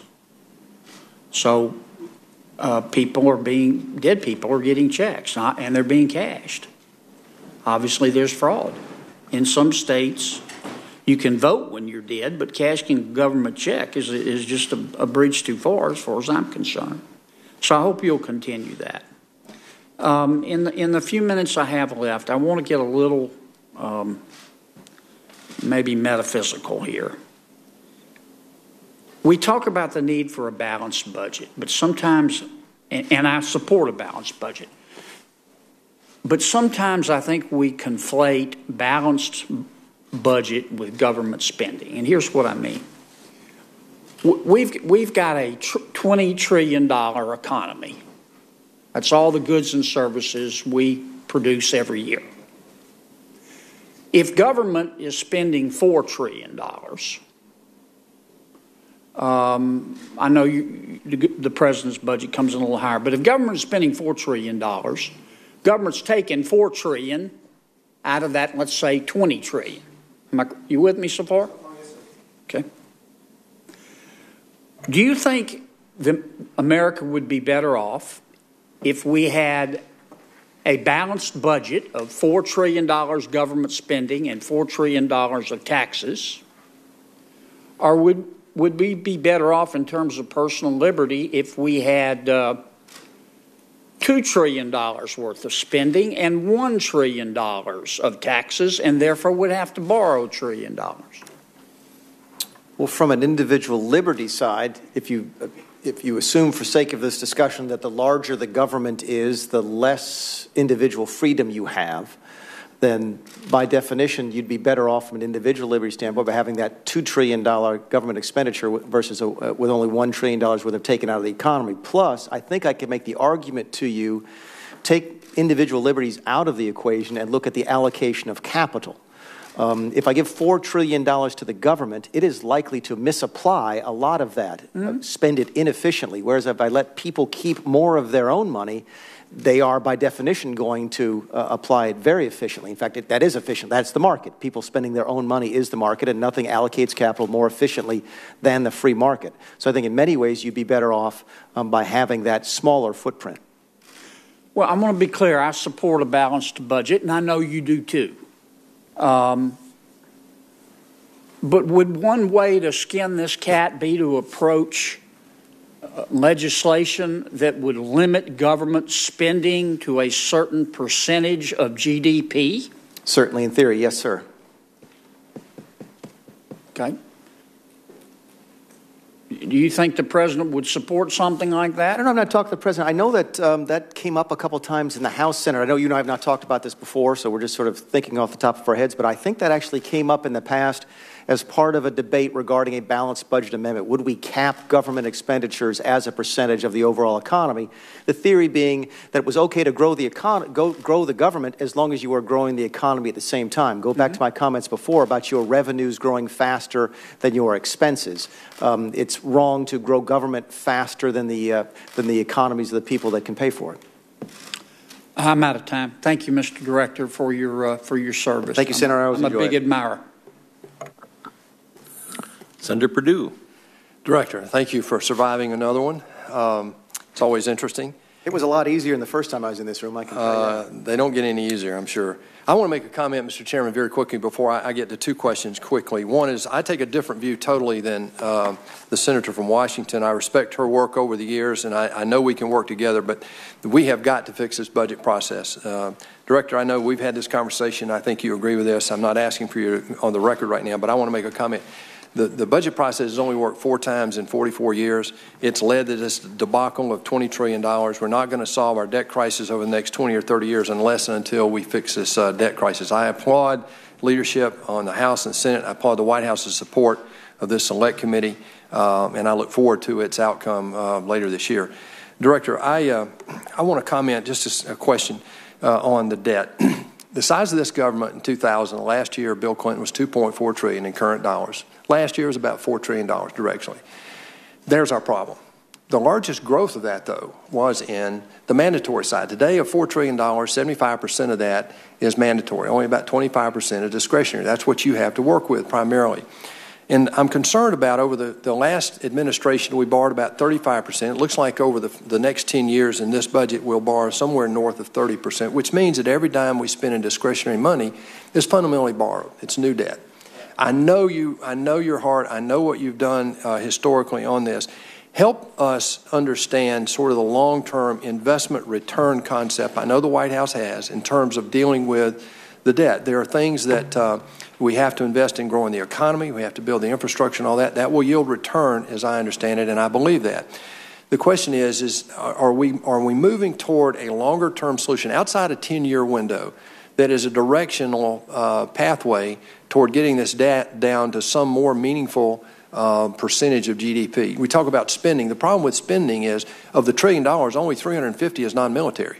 Of the $1.1 trillion discretionary, about $700 now is military, about $200 is VA, and the balance there of $350 is all the domestic discretionary programs that we still have out there, and they've been cut dramatically as well in the last decade. So give me some comfort that we have at least a north eye on the long-term solution toward this mounting debt crisis. We do. Unfortunately, Senator, we've got an example that works. We've actually balanced the budget during my adult lifetime back in the late 1990s. On a per-year basis? On a per-year basis. I recognize there was some funny accounting when it came to the Social Security receipts and so forth. But if you look generally to the concept, what happened was we figured out a way to grow the economy faster than we expected, and we had fiscal restraint. Democrats take credit for it, Republicans take credit for it, but the truth of the matter is that government grew slower than the economy, and if you can do that long enough, revenues will catch up. In terms of, and you and I have not talked about this either, but we've talked in the administration a lot of times about prioritizing deficits. There's actually different types of deficits. Deficits that allow people to keep more of their own money because of the allocation of capital is actually a fairly relative, efficient deficit. In the middle, you might have stuff on things like infrastructure, where at least you might get some return on that. The least efficient, from an economic standpoint, type of deficit would be something for a wealth transfer payment. So we do try and prioritize that as we look across our deficits going forward. But the big picture writ large is you have to figure out a way to grow your economy faster than you're growing your government. Thank you for that. One last question, Mr. Chairman. With regard to infrastructure investments, again, as you just said, investments hopefully that will produce a return, unlike the $1 trillion that we threw toward investment in infrastructure back in 2011 that was not made with that those priorities. I call out one type of investments now, particularly when we talk about spending the money we're talking about in this budget on infrastructure. The question is, are we prioritizing based on the return that we get in terms of economic growth and contribution then in turn to reducing this long-term debt? And I specifically call out an issue that I believe is caught between current authorizations and the future infrastructure investments. And those are in states like Texas, Louisiana, Florida, Georgia, your home state of South Carolina, Virginia, New Jersey. These are our ports, our eastern ports, that are all trying to accommodate the new Panamax ships that would dramatically improve our ability to compete around the world. I believe those investments are caught up in the Army Corps of Engineers budgets being cut, but are not being moved over to the infrastructure investments. And these port investments actually offer a higher rate of return than some of the infrastructure investments I think that we contemplated. Can you address that? I would. At the risk of making a small correction, we absolutely anticipate that the deep water ports will be part of the infrastructure bill. In fact, the largest part of the infrastructure bill, the 50% of the $200 billion, $100 billion is sort of, in our mind, set aside for programs that can contribute their own portion of the funding. And as you know, the Port of Savannah does exactly that. So no, we had specifically the deep water ports in mind when we fashioned the infrastructure bill. That's comforting. Thank you, Mr. Chairman. Thank you, and I want to thank the director for his comments. I do want to ask an additional question here, just from some confusion about GDP that we were talking about earlier. The president's budget projects GDP growth average of 3% annually with a long-term trend line of 2.8%. This long-term trend is 0.9 percentage points higher than the CBO's 1.9% forecast, which was published in the June prior to the passage of the Tax Cuts and Jobs Act. There's been downward pressure in the long-term projections due to demographic changes.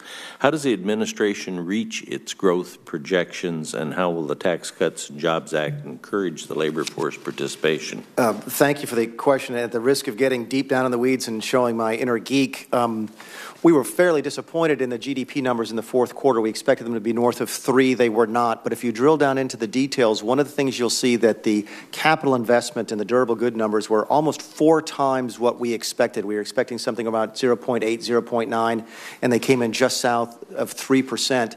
That's how you do it, Senator. And that's why such a critical part of the tax bill, gentlemen, was that corporate tax rate and the depreciation rules.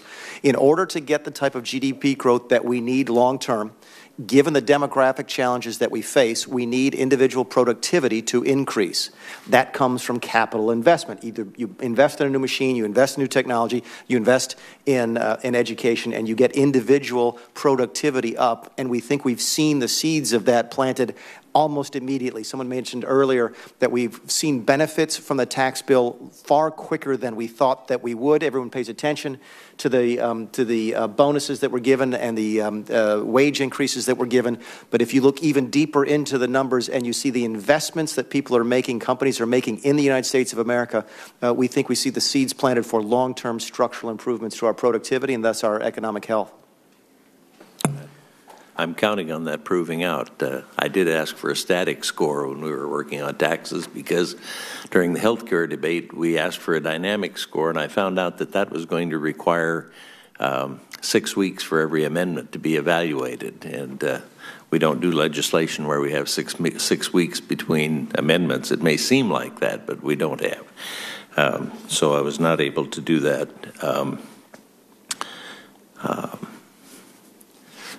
So I want to thank you for your testimony today. Your full statement will be included in the record.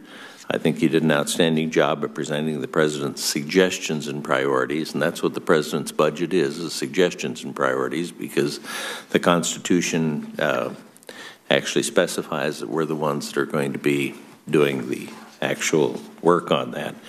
I do hope we find a better process for doing that actual work. Another little inconsistency that I heard this morning was saying that for preschool, there needs to be a program for preschool. I've been saying that all along since I got here. There were 119 when I started. We got it down to 45 preschool programs. It seems to me like one or two really good ones reviewed again and reauthorized might be better. There are also some comments about housing programs here. I checked, there are 160 housing programs administered by 20 agencies. Nobody's in charge, nobody's setting goals, nobody's checking to see if they're being met. So how can we say that a decrease in the housing funding would put people out on the streets? We might actually come up with some better solutions. A little note that I found in reading through your documents was a suggestion that colleges have some risk accepted on student loans.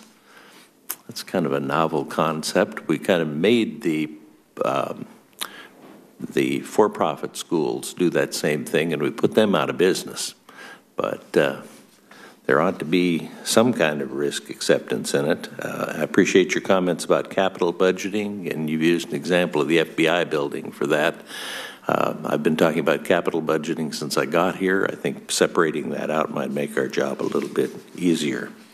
I would mention that if anybody has any additional questions, the questions can be submitted for the record by 6 p.m. today with the signed hard copy delivered to the clerk at Dirksen 624. Then you'll have up to 7 days to respond to those questions to get additional good information so that we can understand this budget as well as we can so that we can do our budget. Thank you very much. Thank you, Senator. Outstanding presentation. Adjourned.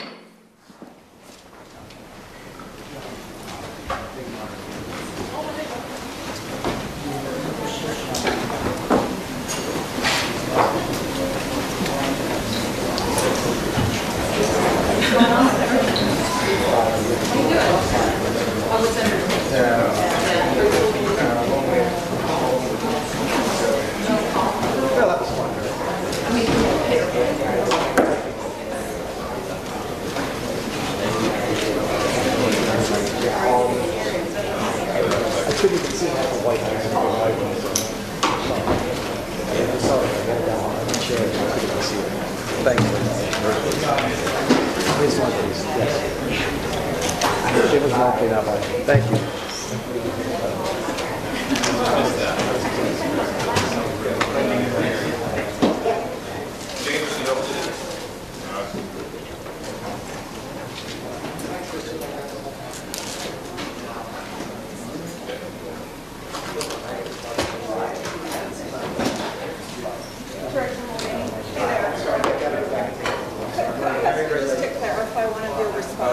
You can talk to the press. The press folks are here. Okay. Okay, thanks.